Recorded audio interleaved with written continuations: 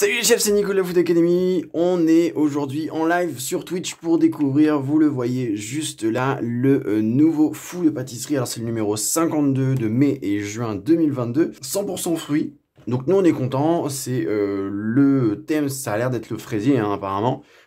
C'est écrit les plus beaux fraisiers du printemps. Et puis c'est clairement en page de coupe. Donc c'est Nina Métayer apparemment qui a fait ce fraisier, ce magnifique fraisier. Je rappelle donc avant qu'on commence, voilà, je vous laisse avec ce merveilleux sommaire pour discuter un petit peu.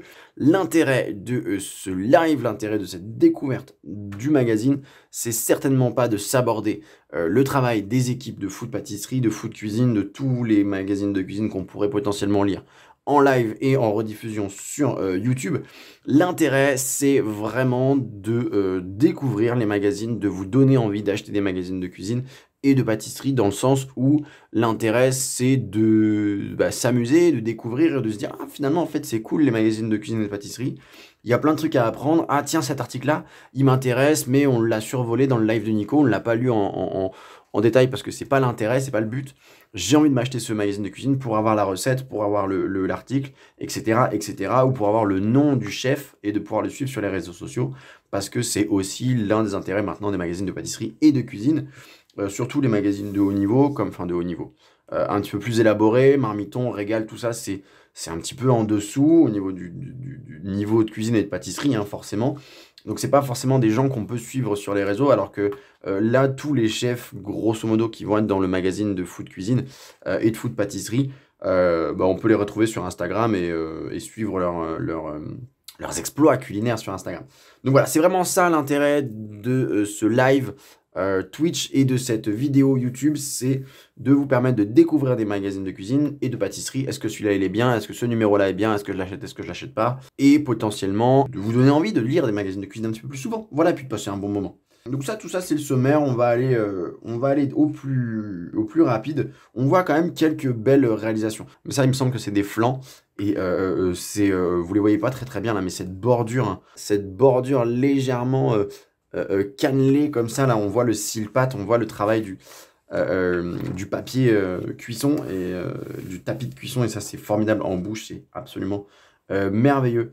Nos chefs vous ont inspiré, ok. Ça c'est en gros des posts Instagram, des comptes d'Instagrammeurs qui ont reproduit, qui ont refait en fait les différentes recettes des chefs qui ont pu passer dans le food pâtisserie de la dernière fois. Donc on voit clairement du Saint-Honoré à la framboise, de la pavlova aux fraises des bois, tarte pralinée de Philippe Conticini. Ok. Donc ça c'est vraiment, ça vous permet en même temps, il me semble qu'il y a les noms. Ah non, c'est pas l'Instagram. C'est pas Instagram, c'est juste que tu envoies ta photo par mail à Food Pâtisserie et ils te foutent dans le magazine. Ce qui est pas mal aussi. Hein. La vie des réseaux, tout ce qui fait buzzer le monde sucré sur les réseaux sociaux. Donc en gros, c'est un petit peu les derniers buzz autour de la pâtisserie en fait. C'est vraiment ça. Hein. Les miscellanées, donc c'est un petit peu les nouvelles, hein, en gros, hein, c'est un peu les nouvelles du monde professionnel de la pâtisserie. Belle entrée depuis le 1er mars, le MOF pâtissier confiseur Jean-Christophe Janson est le nouveau chef exécutif de la maison Café. Ok, bon, ça il faut vraiment connaître. Les mochi, la maison de mochi et de Jeanne Génine, ou Guéni, s'associe pendant tout le mois de mai autour d'une délicieuse déclinaison de mochi. Alors les mochi, si vous ne connaissez pas, c'est une petite pâtisserie, là, c'est ce tout petit truc-là, dans l'assiette. C'est une espèce de petite pâtisserie japonaise. C'est très fondant, c'est un peu gluant, alors ça ne donne pas envie comme ça, mais c'est assez sympa, ça fait un peu... si vous voyez l'image dans Narnia, là, du gamin qui mange des loukoums sur le traîneau de la reine des neiges, là, la reine des glaces, c'est exactement ça. En fait, c'est un peu cette texture-là. Le concours de l'école aux étoiles, qui est organisé par le président de la profession de l'éducation nationale, d'accord. Bon, en gros, un petit concours des étudiants, des élèves, des futures étoiles, ok. New Tea Times in Town, ok. On parle de quoi? L'étonnant Paris-Brest, au maïs, ok. On parle de quoi, là? Le Shangri-La, ok. Bon, un petit peu tous les Tea Times, les goûters, principalement, alors c'est le seul reproche que je fais à chaque fois hein, au magazine Food Pâtisserie, Food Cuisine, c'est que évidemment la plupart des choses se passent à Paris. La plupart des adresses intéressantes sont à Paris, donc intra et extramuros. Donc bon, c'est un petit peu le seul souci, c'est que quand on n'est pas de Paris et qu'on voit des super articles comme ça, ouais, les nouveaux tea time interne, on se dit bah ok, enfin moi je vais pas y aller, j'habite pas à Paris. Donc c'est un petit peu le souci. Saint-Tropez par contre, on parle pas de Paris là, c'est une grosse adresse à Saint-Tropez. Cyril Lignac et son acolyte Benoît Couvrant ouvrent une boutique au cœur du célébrissime petit port de la Côte d'Azur. Ok. Nouvelle pâtisserie donc de Cyril Lignac à Saint-Tropez. Ok, ok. Backback Zana, ok. Les backback artisanales, ça c'est un truc de ouf apparemment. J'ai jamais goûté encore de Babka, pardon. De Babka, c'est une espèce de viennoiserie orientale, d'autres gourmandises d'inspiration levantine, ouais, tu vois. J'ai jamais goûté encore, mais il paraît que c'est super bon. Il paraît que c'est super bon. La petite pub qui va bien, on est d'accord. Fêter le saint patron des pâtissiers, tiens. Ils vous avaient probablement manqué, mais ils font leur grand retour, les Saint-Honoré de Jean-François Fouché pour le week-end de la Saint-Honoré le 14 et le 15 mai. D'accord. Ah, je savais pas que c'était le saint patron des pâtissiers, Honoré. Saint-Honoré. Très bien. Ok. C'est super marrant, ça. Petit déjeuner de palace au Georges V, ok. Conticini revient pour 3 mois, l'occasion de chef à imaginer. Ok. Bon, un petit peu tout ce qui... On va passer rapidement, hein. Un petit peu tout ce qui fait les miscellanées boutiques, un petit peu les actus boutiques. En chef de Z, magazine digital dédié à l'univers de la food, il partage avec nous les dernières actus qui font buzzer le monde de la pâtisserie à l'international. Cédric Grolet à Londres, à l'assaut du Tea Time. Ok. L'Espagne, la meilleure glace artisanale du pays est barcelonaise, d'accord. Et le chocolat chaud chic à la conquête du Royaume-Uni. Pourquoi pas? Bah écoutez, c'est cool. La team food pâtisserie en déplacement à Lille passe sa journée agglutinée devant les plus belles vitrines de la cité du Nord, ok. Ça marche. Ok, bon, écoutez, on va passer rapidement. C'est pas des choses forcément hyper intéressantes. Enfin, c'est cool pour se donner un petit peu l'eau à la bouche, pour trouver des bonnes adresses, mais c'est pas forcément un truc sur lequel on va passer du temps. Le jaune, bah apparemment, c'est la couleur du jour. Le jaune, même si on était plus dans le rouge avec les fraisiers. Qui n'aimerait pas une pâtisserie de couleur jaune? On a du mal à imaginer s'offusquer l'idée de déguster un gâteau de la couleur des fleurs de tournesol, du pissenlit ou du narcisse. Dans la tradition de la pâtisserie occidentale, notamment, beaucoup de préparations de gâteaux commencent par le cassage des œufs. La couleur jaune est présente au cœur même de la pâtisserie. C'est cool. Ok, donc un petit article sur la couleur jaune dans la pâtisserie, c'est cool. J'aime beaucoup ce genre de truc, ça amène à réfléchir. C'est vrai que tu vois ton dessert d'une autre façon et tu t'imagines un petit peu. La couleur, c'est extrêmement important aussi en pâtisserie, hein. Le visuel, la couleur, c'est vraiment le plus important dans la pâtisserie. On mange tellement plus avec les yeux en pâtisserie qu'en cuisine, que dans le salé. Et c'est vraiment hyper important.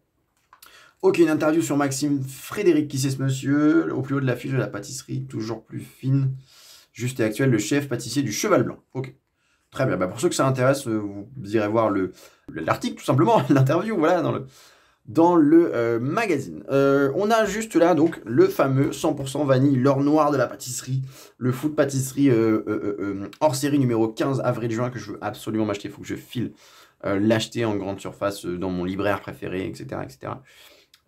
Il faut vraiment que je fasse ça. Il me donne trop envie. 1001 fraisiers. Avec la tarte aux fraises, il est le roi des gâteaux printaniers, mais le fraisier peut revêtir 1001 formes. Démonstration avec ses déclinaisons de chefs inspirés et inspirantes. Trop bien. Donc le fameux fraisier de Nina Métayer, ok, qui faisait la couve. Le fraisier au clou de girofle, ok. Trop bien. Alors, fraisier, clou de girofle. On a fait clou de girofle pas plus tard que avant-hier, puisque j'étais en cours de cuisine chez Xina à Angers. On a fait 2 cours de cuisine de 2 heures pour les clients les plus sympas, les plus cool en fait, hein, qui avaient mérité un cours de cuisine à Xina. Et on a fait une nage de fraises au basilic et au clou de girofle avec une chantilly vanille, à l'extrait de vanille. C'était hyper bon. Et du coup, ça me fait rire de le retrouver ici, le fraisier au clou de girofle. C'est trop drôle. Comme quoi, on a des bonnes idées. Fraisier dorayaki, ok. On ne se lasse jamais des nouvelles trouvailles fusionnantes de chez Tomo. Pâtissier fou furieux du Japon. Le dorayaki tropézienne, dorayaki Paris-Brest. Alors, je sais pas ce que c'est le dorayaki. Apporté notamment par le fameux dorayaki, ce pancake. Goûter idéal des jeunes japonais. Ok. Why not? Donc un espèce de pancake à la place de la génoise, là, on suppose, pour le fraisier. Ok, ça marche. Fraisier Anaïs, par Alban Guillemets, ok, de Caen. Ah, ça c'est cool. Ça change un petit peu, là, on a un petit peu de tout, là, dans ce genre de truc en général. Bon, Paris, hein, des choses comme ça. Mais là, il y a Caen, Là, il y a Strasbourg, c'est cool, ça change un petit peu. Tonton Gâteau, il est drôle ce fraisier là. Moi, il fait. Je sais pas trop, moi, c'est une tente, ce fraisier là, avec ses. Ça a l'air très. Le glaçage a l'air quand même très très important. Mais en tout cas, il est super joli. Avec la petite mousse verte là, c'est assez sexy. Donc, pas mal de petites choses. Fraisier au shiso, donc on reste encore dans les influences japonaises, hein, on est vraiment là-dessus. Le shiso, hein, cette espèce de cousin japonais du basilic. Et ça a l'air très joli, hein, il est très dufteux là, ce contour là. Oh, c'est assez ouf.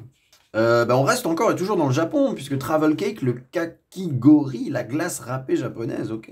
Là où il y a de la glace, il y a kakigori. Cette spécialité est un classique du pays du soleil levant. Il s'agit tout simplement de la glace râpée aromatisée. Ok. Hyper intéressant, on ira voir ça. Ça me fait penser un petit peu à ces glaces qu'on voyait beaucoup passer à un moment donné sur Instagram pour ces espèces de planchas glacés où ils mettaient un coulis de fruits et ils glaçaient ça, ils décollaient la glace à la spatule de chantier là. On l'a beaucoup vu et d'ailleurs on l'a vu peut-être cette année à Top Chef où ils l'ont utilisé parce que quand j'étais dans les locaux de Top Chef pour mon tournage, je l'ai vu cette plancha froide pour les glaces donc et j'ai pas encore vu les épisodes de Top Chef, il faut que je les regarde, il faut que je voulais faire un réact Top Chef, donc il faut que je regarde ça. Nicolas Paciello, 500, alors qu'il s'apprête à ouvrir une troisième pâtisserie dans le 12e arrondissement de Paris, Nicolas Paciello se dit qu'il y a des rencontres qui peuvent changer le cours d'une vie. La première avec la chef Stéphanie Lequelec, tu m'étonnes, sa bienveillance et son intransigeance la fait grandir. La seconde avec William Assouline, associé partenaire qui l'a fait mûrir. Ok. Très bien, donc interview du gars, quoi. Très bien. Très très bien. Bah écoutez, vous irez voir un petit peu l'article si ça vous intéresse. Je vous laisse un petit peu les images. Tarte à la cerise, tarte rhubarbe, cheesecake fruits rouges. Très joli. C'est un peu à la mode, j'ai l'impression, cette espèce de boudin là sur le. Je sais pas de quoi c'est fait. Mais j'ai l'impression que c'est un petit peu à la mode. C'est le deuxième qu'on voit et je sens qu'on va voir ça partout sur Instagram. Taste of Paris, bon ça c'était le 12 au 15 mai, c'était des trucs de ouf. Vous l'avez peut-être vu tourner sur Instagram, il y avait absolument tout le monde dans ce Taste of Paris. Il y avait tous les mecs de Top Chef, ils étaient là, tous les plus grands chefs, pâtissiers et cuisiniers de France et de Navarre étaient là, il y avait vraiment tout le monde. La panoplie, ok, la panoplie de Julien Dugour. Très bien, donc au sein de l'hôtel Chèvre d'Or à Aise, il crée des merveilles et la beauté de ses créations n'a d'égal que leur gourmandise. Il nous confie les secrets d'une panoplie plutôt inspirante. Donc en gros, ça j'aime beaucoup. J'aime beaucoup parce que c'est en gros un chef et qu'est-ce qui fait son quotidien de cuisinier en fait. Donc ça c'est pas mal. Les poivres, ok, la cuillère en argent, une cadeau que m'a fait Ludivine, une jeune pâtissière venue de la Chèvre d'Or, à la Chèvre d'Or. Elle a acheté cette cuillère ancienne pour lui donner une deuxième vie et a fait graver dessus chef. Cela m'a beaucoup touché et elle ne me quitte plus. Trop stylé. La moto, un de mes hobbies préférés. Ok, la pince à dresser, la plupart des gâteaux. À la plupart de mes gâteaux, j'apporte une touche florale, donc j'ai toujours une pince avec moi et j'ai pris ce réflexe de mon passé de cuisinier, d'accord. Les grands chefs, ok, Bocuse, Ducasse, Robuchon, les montres évidemment. Une grande passion, d'accord. Sébastien Fossa, un orfèvre des agrumes, très bien. Je m'inspire souvent des designs architecturaux ou de la nature pour construire mes pâtisseries. C'est comme ça, par exemple, que j'ai créé la feuille saveur d'automne. Je suis tombé sur une grosse feuille aux formes harmonieuses. J'en ai fait un pochoir et j'ai imaginé une pâte sucrée qui vient enfermer une bruneuse de poire flambée et un pochage crème vanille. Stylé. Christophe Michalak, j'ai une admiration sans borne pour ce chef qui m'a beaucoup appris au Plaza. Les arts martiaux, le grill de l'hôtel de Paris. Hey, ça c'est chez moi ça. Ça c'est chez moi. Monaco est une ville de cœur. Si vous y passez, franchement, allez déjeuner au grill de l'hôtel de Paris. La vue panoramique est dingue et le service l'est tout autant. C'est extraordinaire et quand même accessible pour l'expérience que vous allez y vivre. Ça c'est chez moi. J'ai bossé ici. J'ai bossé à l'hôtel de Paris. J'étais là au grill. Aussi, j'ai fait voilà, je me suis baladé un petit peu partout dans l'hôtel de Paris, dans les restos de l'hôtel de Paris. Et j'étais là, et c'est trop trop bien. T'as un énorme grill, t'as une énorme cheminée avec la rôtisserie en fait. Et du coup, on est un ou deux chefs cuisiniers à être là. Alors moi, j'étais pas chef à l'époque, hein, j'étais en stage à l'hôtel de Paris, mais c'était quand même beaucoup trop cool. Et j'ai bossé ici, c'était trop bien. Rose comme une praline, ok, cette petite friandise craquante s'est faite une place spéciale dans le monde des desserts comme ingrédient à part entière. Ouais, stylé. Ok, donc des petits desserts, des variations autour de la praline rose, on aime beaucoup. On aime beaucoup. Tarte Lyon-Tokyo. Ok. Très Japon, hein. Très très Japon ce numéro du magazine. 2 écoles professionnalisantes. Ok. École Ducasse, l'École nationale supérieure de la pâtisserie et Paris Campus. Stylé. J'aimerais vraiment savoir combien ça coûte une école comme ça. Faudrait que je me renseigne. Parce que voilà, ça doit pas être donné quand même. Je pense que c'est une école de ouf. Je pense que t'apprends plein de trucs de ouf dans des écoles comme ça.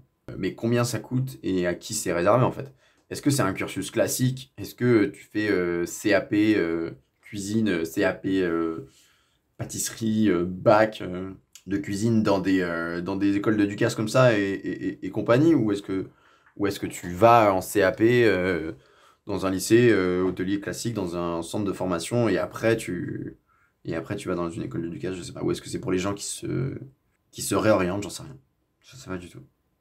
Ainsi formés par des enseignants de prestige et acquièrent les plus hautes compétences ainsi que les valeurs essentielles du bien manger auquel Alain Ducasse est fondamentalement attaché. Ouais. Ah, tu vois, des cycles dédiés au projet de reconversion. Ok. Plusieurs cursus ont été spécialement imaginés pour répondre aux demandes de personnes souhaitant se reconvertir dans l'univers de la pâtisserie. Ah, pas forcément, hein. Des cycles dédiés au post-bac, un programme bachelor de la pâtisserie, ok. Allez, on passe à Nina Métayer en créant Délicatesserie. Elle a imaginé sa pâtisserie d'une façon intelligente, solide et raisonnée. Produite à la demande, cette visionnaire du bon et du goût nous raconte tout. Elle est vraiment trop stylée, cette photo-là. Cette photo-là d'elle est beaucoup trop stylée. Comme Michalak, là, on le voyait tout à l'heure, là, sur sa petite photo, là, de beau gosse, là, Michalak, il est beau. Bon, c'est pas grave, tant pis. Il avait une photo qui était assez stylée aussi. Nuance, du design au café en passant par les pâtisseries, presque tout chez Café Nuance offre une expérience. Ok, c'est où ce machin-là? On sait pas où c'est. Tant pis. Bon bah voilà, tant pis. Si vous voulez savoir où c'est, vous irez voir l'article. Moi, j'ai pas réussi à trouver en lisant en travers. Ce n'est pas grave. Grave. œuf. Le F, il était là. Ce qui se cache derrière la coquille. Donc, qu'est-ce qui se cache derrière les œufs? Les options sont variées, bio, en bidon ou de taille XL. Nous vous donnons les clés pour bien les choisir et les alternatives adaptées pour vous en passer. C'est pas mal de proposer des alternatives. Tu vois, par exemple, les œufs vraiment indispensables en pâtisserie, point d'interrogation. Certains pâtissiers souhaitant proposer une offre végane ou sans allergène suppriment les œufs de toute ou partie de leur production. Ouais, donc tu vois, on parle aussi des alternatives et ça, c'est cool. Bio, plein air, tout savoir sur les différentes catégories d'œufs. Les ovoproduits incontournables chez les pâtissiers professionnels, bah ouais, carrément. Bah écoutez, vous irez voir ça si ça vous intéresse. Hugo Correa et l'Hibiscus. Ah. Ce Lyonnais formé auprès des plus grands Robuchon, Bernardchon, officie chez l'Ours, le restaurant étoilé de Jackie Ribot, où la nature brute est mise à l'honneur là-bas. Ok, il a carte blanche sur les desserts et aime s'amuser avec les fleurs pendant la saison estivale. Hugo nous confie que s'il n'était pas pâtissier, il serait fleuriste. Stylé. Ok, donc qu'est-ce que l'hibiscus? Qu'est-ce que vous aimez dans ce produit? Quel est votre premier souvenir avec l'hibiscus? Tout ça, tout ça. Très stylé. On aime bien. Curiosité, on craque pour la noisette. Doré, dodu et parfumé, c'est la petite bille du bonheur. Ok. Qu'est-ce que c'est tout ça? Ok, donc farine toastée, huile précieuse, pâte à tartiner gourmande autour de la noisette, d'accord. Tour du monde de l'orge. Ok, donc, ouais, des petites choses, des petites curiosités à découvrir. C'est pas mal. Pâtissé avec un index glycémique bas, d'accord. Remix de farine sans gluten, du sirop de yacon, ou de yasson, de yacon, je sais pas. Le yacon est une racine de vertu extraordinaire qui pourrait bien révolutionner votre usage du sucre avec son index glycémique très bas, IG de 1 contre IG 70 pour le sucre blanc. Alors là, les index glycémiques, les gars, va falloir vous mettre d'accord, parce que moi, je trouve jamais les mêmes choses. Le sucre blanc, on m'avait dit que c'était l'index glycémique, c'était 100, ou alors c'est le glucose 100 peut-être, je sais pas. Il faut que je regarde, je sais plus ce que c'est. Moi, il faut vous mettre d'accord, je fais un index glycémique.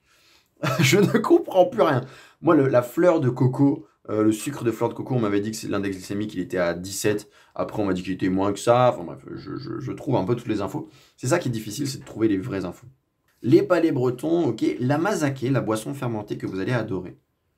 Boisson japonaise, très très japon, hein, ce numéro 1. À base de riz cuit à la vapeur et fermenté. Doté de multiples propriétés nutritionnelles. Texture veloutée en fait une boisson très versatile. Chaud ou froid, agrémenté d'un sirop pour l'emmener sur les territoires fruités. Ok, très bien. Les workshops de food pâtisserie sont de retour. D'accord, on ne sait pas trop ce que c'est ça. Le 7 avril, nous avons vécu une nouvelle journée exceptionnelle au cœur de la création pâtissière avec des masterclass, des dégustations et des visites de backstage, des magnifiques rencontres prévues, mais aussi imprévues. Ok. Ah ouais, donc avec des chefs pâtissiers, très bien, bah pourquoi pas, écoute. Le millefeuille, quand entre la crème et la pâte feuilletée, le cœur balance, ok. Donc Mathieu Carlin, qui donne un petit peu son trousseau pour réussir un bon millefeuille. Le 7, ça m'intéresse, la cage enfermée entre deux plaques croustillantes, coulissantes. La pâte feuilletée n'a d'autre choix que de se plier à vos exigences de régularité. Alors ça, c'est une très très bonne idée parce qu'en cuisine, en pâtisserie, on met deux plaques à pâtisserie l'une sur l'autre. Et des fois, la pâte feuilletée, elle est tellement forte qu'elle pousse les deux plaques et du coup, tu as quand même une pâte feuilletée qui est assez épaisse. Donc ça, quand ça coulisse et que du coup, tu n'as pas le choix de résister, c'est pas mal. C'est pas mal. Du Paris-Brest à l'Opéra, en passant évidemment par le millefeuille, Carl Marletti nous fait la leçon et on l'en remercie. Classique. Ok, le petit livre qui va bien, très bien. Les gâteaux extraordinaires, les moules pour faire le show. D'accord, donc pas mal de petits moules. Ok. Pour améliorer un petit peu ces gâteaux. La découverte librairie. Ok. Librairie culinaire pas ordinaire. Ma pâtisserie végétale. Ok, 100% végétale. Démarrer du bon pied et breakfast all day. Sans gluten et gourmand, très bien, et de beaux gâteaux. Joyeux anniversaire, la pâtisserie comme un pro, changer de farine, mamma mia, avoir la banane, reprendre du dessert, la baguette presque magique. Ok, trop bien. Allez, c'est parti pour la pâtisserie de chef. On va lire un petit peu tout ça. Je sais pas à quoi m'attendre derrière. L'exclusive framboise de Jérémy Delval pour Daloyau, champion de France du dessert. Donc, monsieur n'est pas n'importe qui, quand même. Très bien. Donc, avec ses petits secrets, avec les clés de la recette, tout ça, une petite interview. Et avec la recette pas à pas. Ça, c'est très, très, très stylé. Oh, le bissap framboise, là, avec les feuilles de menthe et tout, il a l'air hyper sexy. Hein. Franchement, il a l'air extrêmement canon. Ces petites boules, là, déposer 11 sphères de crémeux. Oh, les sphères de crémeux, je ne sais pas comment elles sont faites, mais elles sont là. Oh, elles ont l'air ultra canon. La rhubarbe et claire d'amont. Très très joli. Hein. Vraiment très joli. Tartelette paradisie. Passion rhubarbe. Chaussons à la rhubarbe. Ok. Chou rhubarbe. Ils sont très très mignons ces choux là. Avec la petite gelée sur le craquelin. Trop mignon. C'est une pièce fragile à ne pas monter longtemps à l'avance. Ici, c'est la rhubarbe dans son expression la plus pure. Pas de vanille, pas de pamplemousse, pas de fond de tarte qui viennent accompagner la dégustation. Seule la pâte à choux est là et elle est si fine qu'elle laisse toute sa place à la rhubarbe. C'est un gâteau en toute fraîcheur. Stylé. Ah ouais, donc là, tout ça, c'est clair d'amont. Ok. Très très bien. Les associations, d'accord. Comment cuire la rhubarbe, faire dégorger sa rhubarbe. Et la rhubarbe crue. Ok. Donc pas mal de petites astuces. C'est très très bien. La tropézienne framboise et litchi. Très jolie, avec la petite interview du monsieur. Aléno et Ivoire, d'accord, les nouveaux codes du chocolat d'exception. En s'associant pour monter une chocolaterie de haute gastronomie, le chef multi-étoilé et son pâtissier d'avant-garde osent changer les règles de la confiserie pour notre plus délicieux plaisir. Aléno et Ivoire. Trop canon. Aléno et Ivoire qui sont passés du coup à Top Chef, il me semble, ou qui vont passer dans l'épisode à suivre.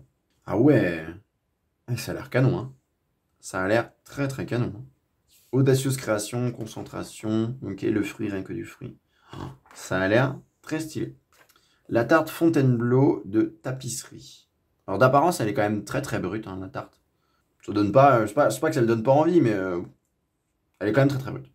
Très bien, pourquoi pas. Donc avec la petite interview, avec le montage, la recette pas à pas. Très très bien. Avec le petit doigt pour faire la rigole et pour mettre le coulis dedans. On aime. Ça marche. Ludo Pasty Prof. Ah, en laissant sa vie de professeur de physique derrière lui, Ludovic Van Rompuy n'a pas abandonné le plaisir d'enseigner et de transmettre. Dans son nouveau livre paru aux éditions Marabout, il propose des recettes présentées de manière ultra pédagogique afin d'accompagner chacun à toutes les étapes. Un livre à mettre entre toutes les mains de celles et ceux qui veulent progresser en pâtisserie et dont nous sommes ravis de partager avec vous quelques pages. Stylé. Alors, un prof de physique qui passe en pâtisserie, ça peut donner que des trucs bien. Hein. Trop bien. L'atelier pâtisserie de Ludo, 60 grands classiques.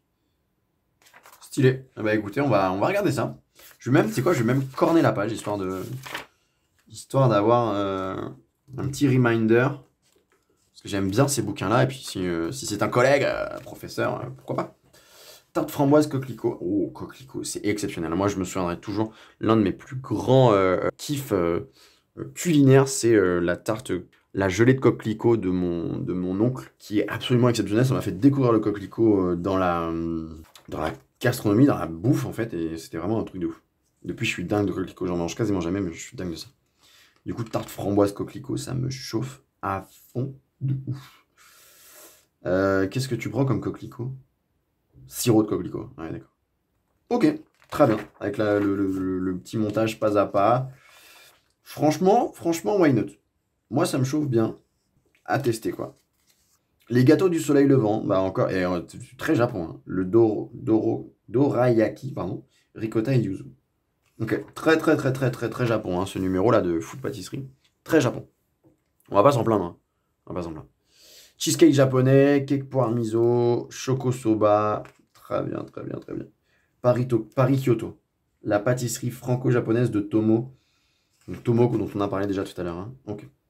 Le flan marbré, ouais, voilà, c'est ça dont je vous parlais tout à l'heure, là. Ce flan-là, oh, c'est absolument ouf. Ce jeune chef, champion de France des desserts en 2021, est aujourd'hui à la tête de la pâtisserie du Bourgogne.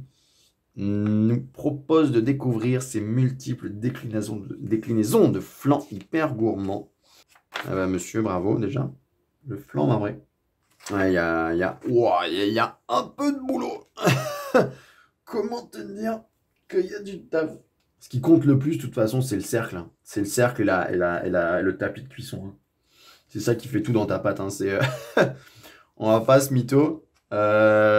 Clairement, tout ce qui fait envie, là, c'est cette petite pâte légèrement granulée, là. En relief, là, ça donne trop envie. La farine de sarrasin. Ok, on adore cet ingrédient sans gluten, mais plein de personnalité. Ouais, la farine de blé noir, qui, malgré son nom, bah, ne contient pas de gluten, hein, ne contient pas de blé. Ok, donc pas mal de recettes autour de la farine de sarrasin. Très bien, vous irez voir si ça vous intéresse. Pourquoi est-ce que mes cakes ne ressemblent jamais à ceux des pâtissiers?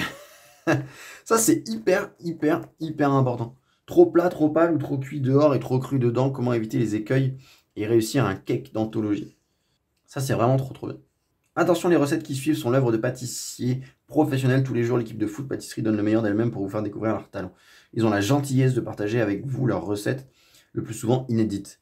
Car c'est cela la pâtisserie, l'échange, le partage, la transmission. C'est unique et rare. Ces recettes sont le fruit de leur travail acharné, passionné, exigeant. Ils nous le confient pour que nous puissions les publier. De nombreuses relectures sont effectuées avec la plus grande rigueur par la rédaction afin que ces recettes soient lisibles, accessibles et exactes. Mais les journalistes du magazine ne sont en aucun cas responsables de leur contenu, ils ne les écrivent pas. Seuls les chefs le font et nous leur laissons la paternité. Nous vous souhaitons beaucoup de plaisir à réaliser leur création. Très bien, hein. Bah écoutez. Lexique des ustensiles. Et pour maîtriser les fondamentaux de la pâtisserie, il faut commencer par un bon équipement. La calotte, le fouet, les machines robots pâtissiers, siphon à chantilly, thermospatule, casserole bombée. Ah, bombée pour faciliter le passage du fouet, ça c'est pas mal. Hein. Le chalumeau pour une fois qu'on peut brûler son plat. La poche à douille, les douilles, la corne de pâtissier. Donc les douilles à préférer en métal, hein. Ça c'est tellement plus important.